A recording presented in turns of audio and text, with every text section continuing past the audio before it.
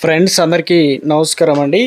BJP top కీలక నేత హత్య, కాంగ్రెస్ నేత జీవిత ఖైదీ అంటూ లేటెస్ట్ అప్డేట్ అయితే రావడం జరిగిందండి. సో ఆ వివరాలు ఏంటనేది కూడా వీడియోలో తెలుసుకుందాం. వీడియోని చివరి వరకు చూడండి, అర్థమవుతుంది. మూడుసారి ఛానల్ వస్తే తప్పకుండా సబ్స్క్రైబ్ చేసుకోండి. చూస్తున్నారు కానీ లైక్ చేయడం మర్చిపోతున్నారు అనమాట. వెంటనే లైక్ చేయండి.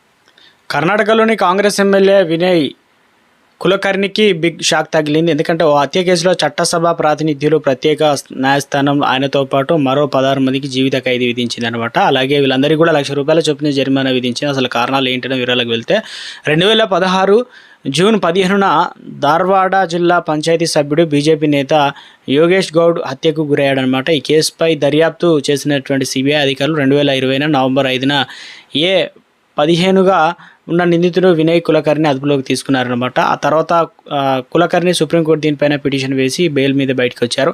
అయితే ధార్వాడ జిల్లాలో ఆయన అడుగుపెట్టారనేది బెయిల్ కండిషన్ ఉంది. దీంతో గత అసెంబ్లీ ఎన్నికల్లో ఆయన తన నియోజకవర్గంలో అడుగుపెట్టలేదు.